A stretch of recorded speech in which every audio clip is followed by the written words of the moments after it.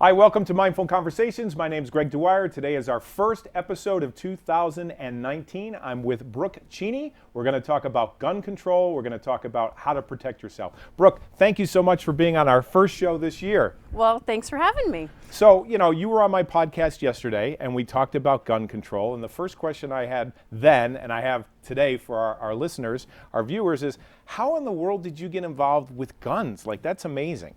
Well, I mean, we were talking before about how people look at me and they're like, oh, you don't look like you'd carry a gun or anything like that. And I may or may not carry a gun because the first rule of self-defense is never let the other guy know what you're holding, right? Right. So for me, I got into firearms. I was around firearms most of my life with my dad, but he never taught me anything about them. Okay. So yeah, my father was not the poster child for safe gun handling skills. Why do you say that? What do you mean? Well, one day, as a teenager, I'm like 17, 18 years old, my dad had left me home alone. We lived in Wyoming at the time, and he left for the weekend. And so I thought I'd be the hot shot and sleep in the king bed in his room. And I woke up in the morning, and under the pillow, I woke up to cold steel against my cheek that had just been left under his pillow. Was it loaded? It was. Oh my goodness. And how old were you? I was 17, 18 That's years old, scary. somewhere in there. Yeah. Well, no, because I've been around my father all my life. Okay. So I knew to not mess with firearms. Right. But at the same time, I didn't know how to make it safe. And I didn't know really what to do with it. So that was sort of my experience. We would go to the range. My father would hand me a loaded gun. I could shoot it, and then I'd hand it back to him, and the same thing would happen again. I still knew nothing about it. I knew I could shoot it, but that was my experience. I got into guns because I had children, and my husband and I had guns because my husband had guns, not because it was something that I really cared about much. Right. So what happened was, once I had children in the home, I realized how important my education around firearms was. So we started going my husband literally sort of kicked me out of the house after baby number 2. Said, here, go to the range, go take care of, learning how to do this stuff. So he would pack a bag for me. I would go to the range. Another gentleman there would help me unpack and load my gun and stuff like that, until one day I was educated enough that I could pack my own range bag and I could load my own gun, and it was just like, yes, I am spectacular now. Because the confidence over something that seemed so scary before, and I'd finally come to the point where I have control over this piece of metal. It does not have control over me. So it's a mindset. It is, absolutely. But you have to have the education to go with it. You can't. I don't think you can decide that until you've learned about it and understand it really is just a piece of metal. And you're a mentor. Like, I wouldn't just go out and buy a gun and try to figure it out myself. You had mentors, you had people figure it out for you or help you, and you would do the same, and that's what you do. So tell us about your website, tell us about your business. Okay, so the name of my school is A Great Start Shooting School, and let's see, my website, my short version of my website is www.agsss.com. And I say 3 S's because for some reason a lot of people will put in 2, and I don't know where they end up going. Right. But if you forget the short version, it's just agreatstartshootingschool.com. Excellent. Now, I got your card here, and it's pink, and it tends to focus on women. In fact, their website talks about helping women. Right. Is it just women that you help, or do you work with men, kids? I mean, what's your market? All right. When I started the school, it was absolutely, without a doubt, focused purely at women. Okay. Because my husband and I weren't really sure if I was going to teach men or not. Okay. And as a woman in the firearms industry, you do find that women sometimes are more comfortable with women. So that was my idea for marketing, was a woman for women. However, since then, I now have children that are my students. I have elderly people who are my students, men, women, all manner of people. That's great. Anyone who's willing to learn is who I will teach. Right, so you have to be open to. So here's my story. My first exposure to a gun. So I'm like 8, 9 years old. I'm at a party. I think it's a birthday party. My brother's there, my mom's there, my dad's there, my sister's there, and we're playing with the kids. And all of a sudden, I reached behind I guess it was a television, one of those small televisions. I still remember it to this day. Yeah. Like I'm 56 and I remember it like yesterday. Yeah. And I reached behind and I pulled out this gun and I held it up.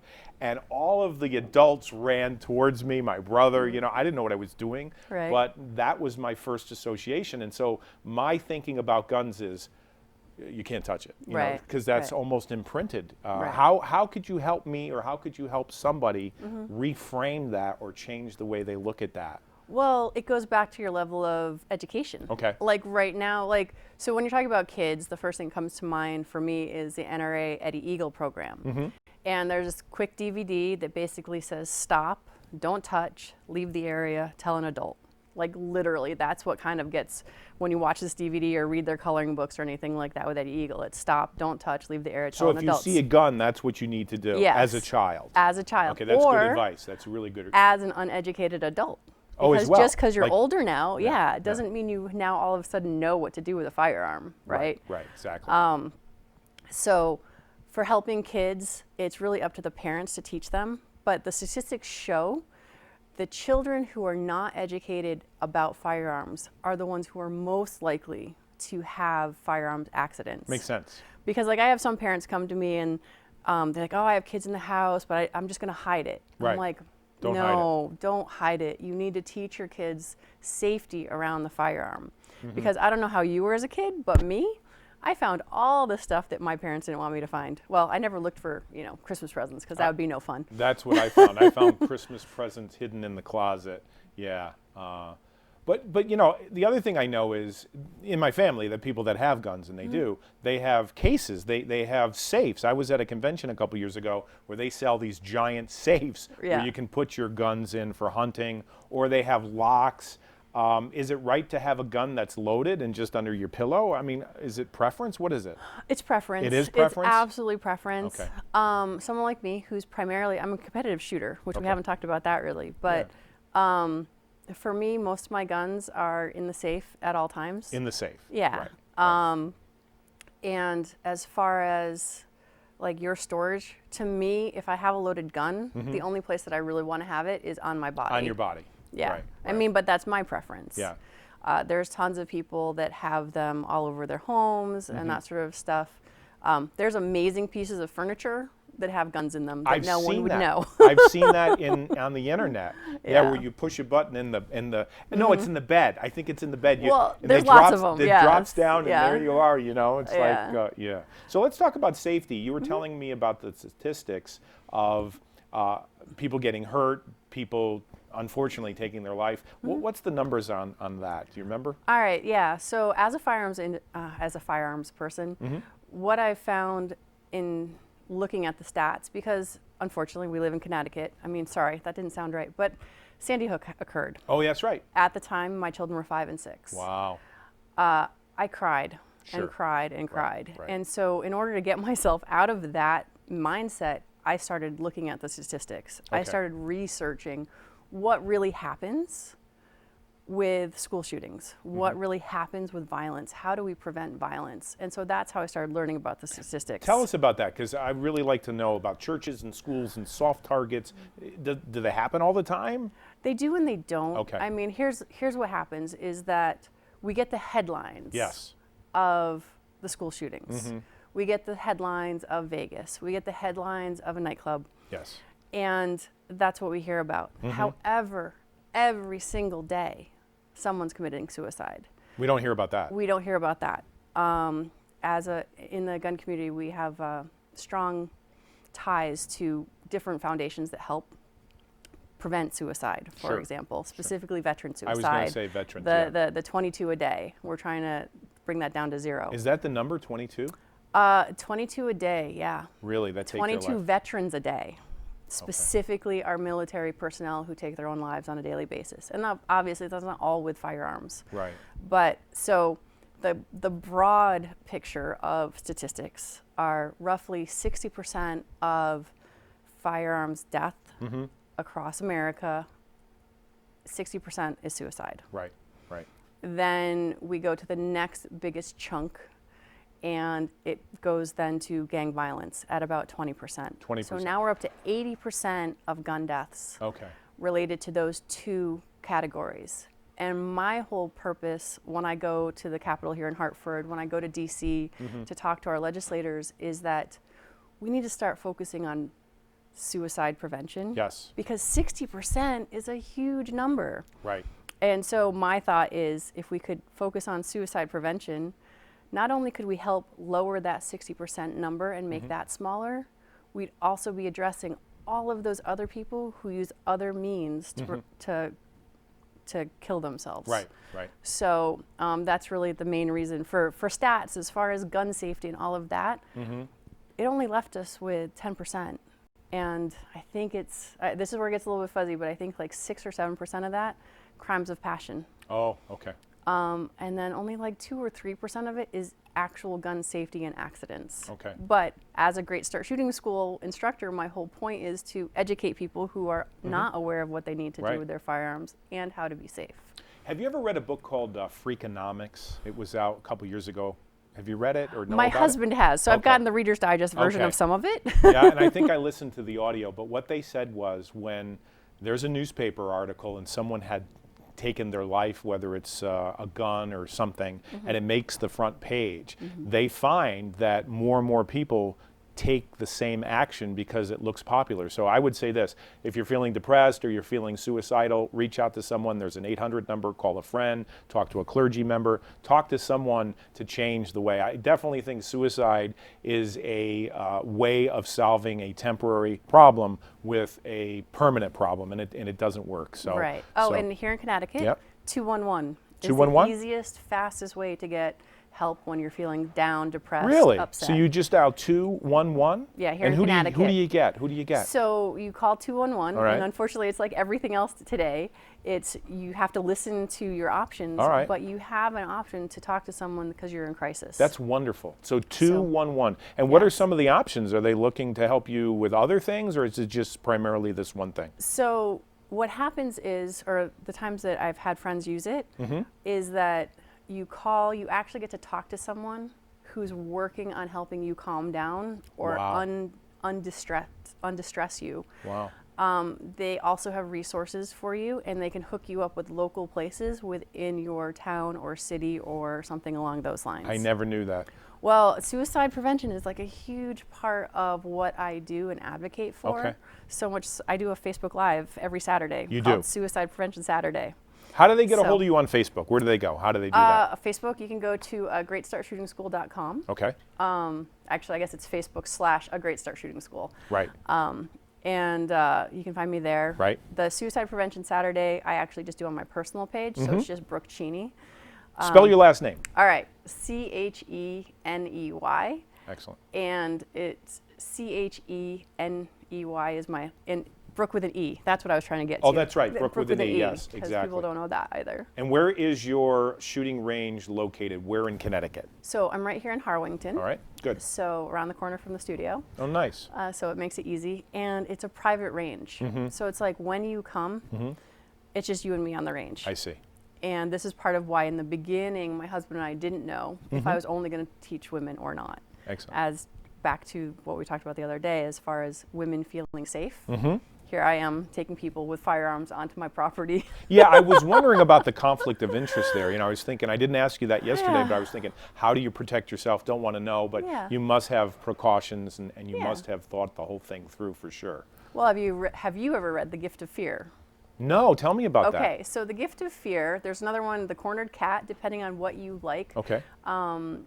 Because like The Gift of Fear to me is written more from a man's point of view. All right. The Cornered Cat by Kathy Jackson, I can't remember who the author is on Okay, the other no problem. one. But they really talk about being aware. Oh, I'd love to read that. And listening to your spidey sense, for those of us who are into comics and that sort of thing. Okay.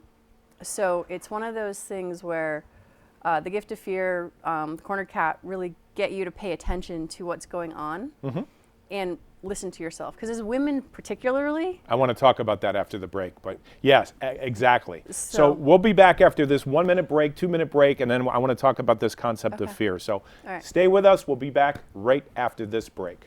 That's a great thought. I know. Really?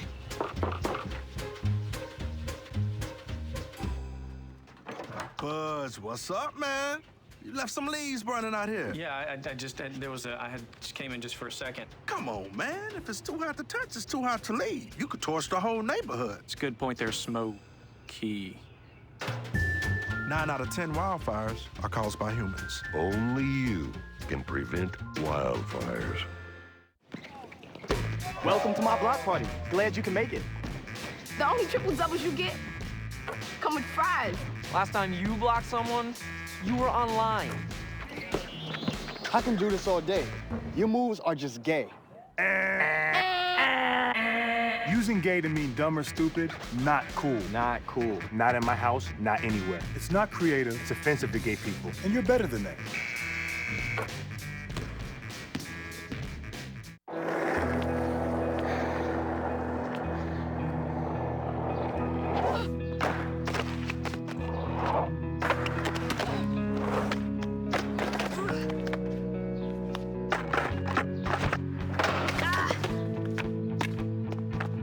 Learning how to kickflip 6 stairs takes determination. So will getting into college. I've got what it takes. So do you.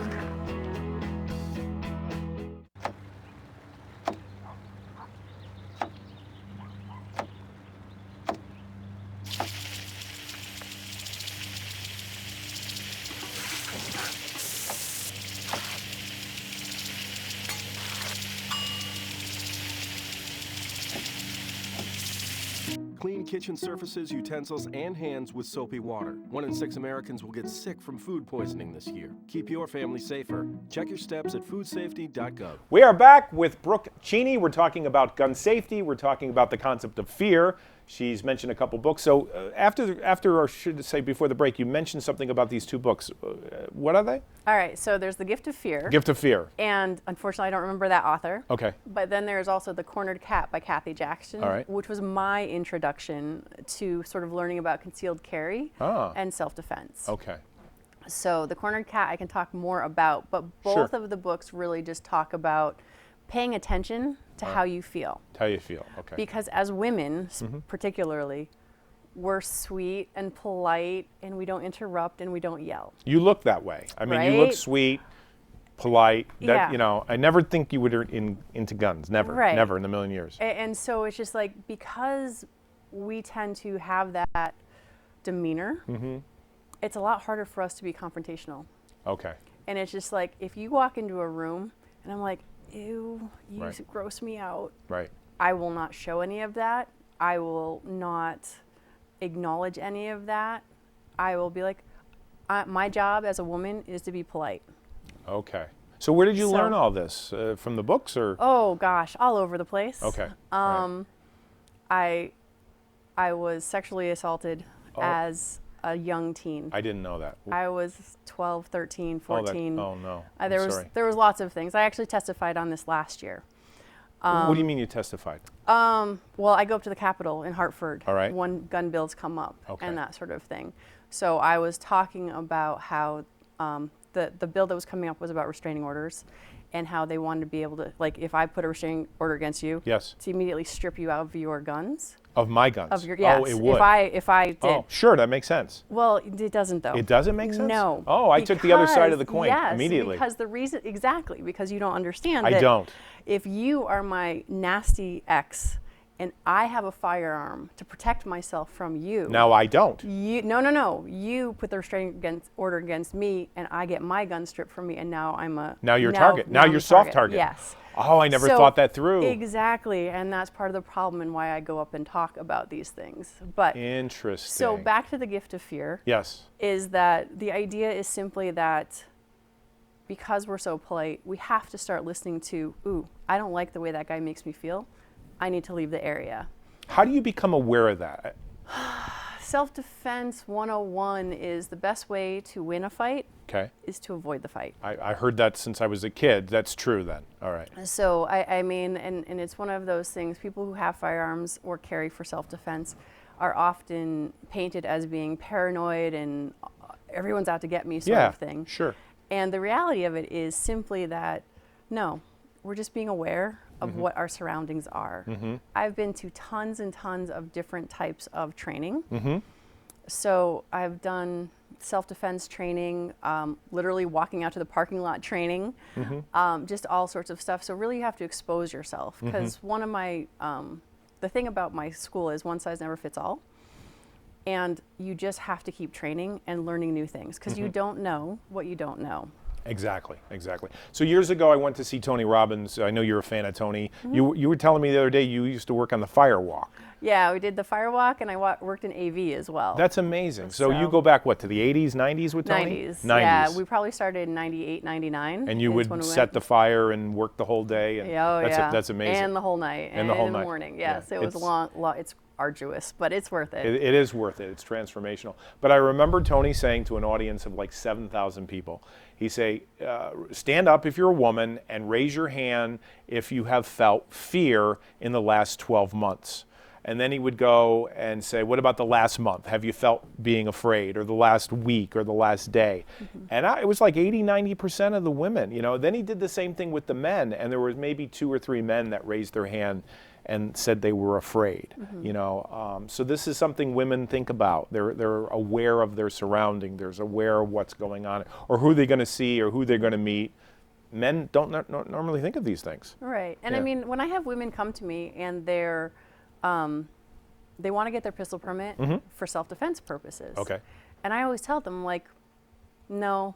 No? No. Okay. In that, getting your pistol permit is just getting your pistol permit.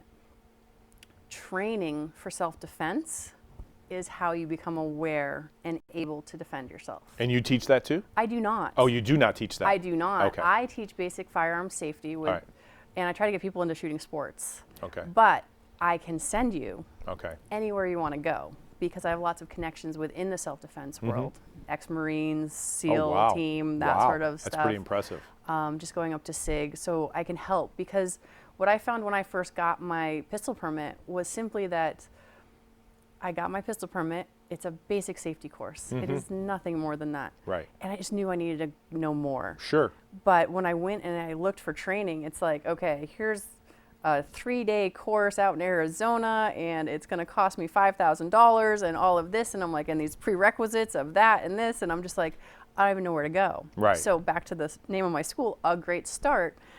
My whole purpose is to take someone like you, right, and get you comfortable handling a firearm, and then you tell me what your next steps are. I see. So maybe you want to go to competition, maybe you want to become a self-defense ninja, maybe you want to go to the Olympics, I don't know. But my whole purpose is to take someone like you, get you confident and safe, and then send you off to whatever's going to serve you best. Well, I didn't ask you this yesterday, and I want to ask you today. How much does it cost for a class, a lesson, a seminar with you? All right, so I have multiple things that I offer. Okay. So the pistol permit class, which is the only thing people expect that I offer as an instructor, is $150. Oh, that's not a lot at all. For a full day class. Okay. I will tell you, for $99, you can go to Tactical Arms here in Torrington, and which is what I did when I got my pistol permit class, and you can be one of 20 or so people. Ah. For $50 more, and come to me. One-on-one? You're one of 4. One of 4. That's great. One of 4. That's great. And you are handling a firearm all day long. I see. Versus most classrooms where the instructor's up and showing you pictures and telling you slides. Oh, I see. I will still show you pictures and show you the slides, but right. you'll actually be touching a firearm all day long. Okay. Yeah, I've seen these things in Vegas because I go to conferences in Vegas, and I see these advertisements for shooting ranges, you know, and you can send them money or you can sign up and they take. I'm thinking to myself, how safe is that? And do they do background checks? And what is that all about? Is it just recreation? Do you know anything about it? No, I really don't. Okay. I mean, I'm guessing you're talking about like a front site or somewhere where it's almost like a timeshare for guns. Oh, timeshare for guns? Yeah, that's what we call it, sort of. Okay. But there's lots of different training facilities, and those are some of the courses I was looking at originally. And no, you go through a ton of background check and paperwork and everything before you show up at these courses. Right. For me, because primarily, so pistol permit was $150. A one-on-one hour with me is $65. That's very reasonable. And what is and that? Is that another course that you're teaching, or what so are you that's doing? just whatever you need. I see. Okay. My whole point is to find you where you're at and bring you to where you want to go. I see.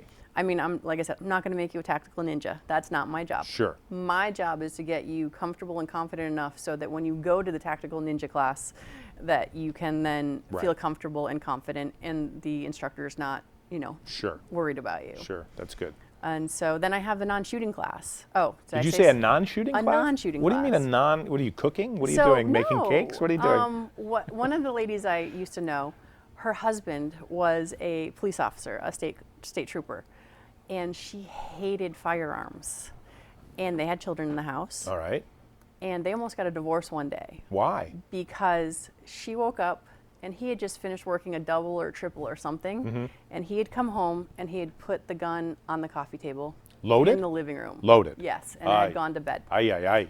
So she told me how she came and she picked up her little fingers and then she just brought it to him, and like that was the beginning of World War II in the household. Oh, I bet. So, but that level of, I understand that she didn't like the firearm, but like the reason that I started getting training, it seems to me that as the wife of a police officer, who it's just part of his job to have the firearm, that someone should be able to understand at least how to safely unload and handle a firearm in your house, because it's part of it. Because there are plenty of people that have no desire to ever shoot. So the Stay Safe in Your Own Home class is just about learning how to unload the firearms you already have in your home, and you never have to shoot. Because it's not for everyone. I have to ask you, if someone, and I'm not asking you for legal advice in Connecticut, but just your opinion. So if you're in a house and you have a gun, and I'm not necessarily talking about you, but if someone does, and someone comes in and tries to rob a person or even rape a person or do something bad, does the homeowner have the right to protect themselves in the sense of killing someone or hurting someone? Do you want to talk about this, or maybe this is too political? Well, it is legal advice. It is legal advice. It is, so I shouldn't ask you this. Well, yes, because I'm not a lawyer. You're not a lawyer. I okay. do know gun lawyers, though. Okay. But that's something else that most people don't understand is, like, if you have a firearm, that your intention is to use it for self-defense. Yes. You want to have a firearms lawyer. You do? You do. Really? I never ever thought about this. Well, exactly. And again, back to you don't know what you don't know. Yeah. But the idea is simply this, is that the chances of you and I being in an altercation with a firearm are very, very small. They are. They have very to be. Small. They have to be. But I also grew up in a family of lawyers. My grandfather was a lawyer, my uncle's a lawyer. I did not know that. That sort of thing. Okay. We've been around lawyers all my life. So you always want to have the umbrella, even though hopefully it's not going to rain. Interesting. So as far as that goes, that is a legal question. Okay. And I don't know the proper answer, and I wouldn't give it to you if I did, because here in Connecticut, the legislation changes every year. No way. And as a gun owner, it's brutal, because there's no way for us to be able to keep on top of it, because I don't know about you, but driving down the road, and I don't know what the speed limit is. What do you mean? It's 25, isn't it? Well, no, but what I'm saying is, like, I will look and I'll be like, where's the speed limit sign? Where's the speed limit sign? Where's the speed limit sign? Oh. And that's the most posted law in our country. Oh, I see. And it's not even posted in some areas. It's not even posted everywhere, right? That's true. So the gun laws are a whole book of laws that, as a gun owner, I don't know anyone who knows all of them. It's like taxes when you go to the accountant. He's got a book like this, and if you go to 2 different accountants, they'll give you 2 different returns. And yeah. So as a gun owner, it's really hard to be legally aware of everything that's supposed to happen. And even the gun lawyers, they have a better shot of it, but not so much. Is that a pun? They have a better shot? Oh, yeah, no, don't do it on purpose, I swear. That's really funny. Well, that's great. I'm so glad you're here today. I have to ask you a question. Would it be okay to have you come back for another episode? Because I have other questions. I have political questions. I have things that are controversial. And I'm sure you have a wealth of information about all of this. Yeah. Okay, good. Absolutely. So we'll have you back next. So my guest today is Brooke Cheney, and we're going to have her back. All I would say is look at her website, follow her on Facebook, call her, and if you're having any issues, especially mental disorders or depression or any thoughts of wanting to harm someone or yourself, call, what was it, 211? It's 211 here in Connecticut. And what's your website one more time? AGSSS.com. Or if you feel like typing, you can do agreatstartshootingschool.com. Excellent. Brooke, thank you so much. I hope we gave you something to think about. We'll see you next time. It's Greg Dwyer from Mindful Conversations.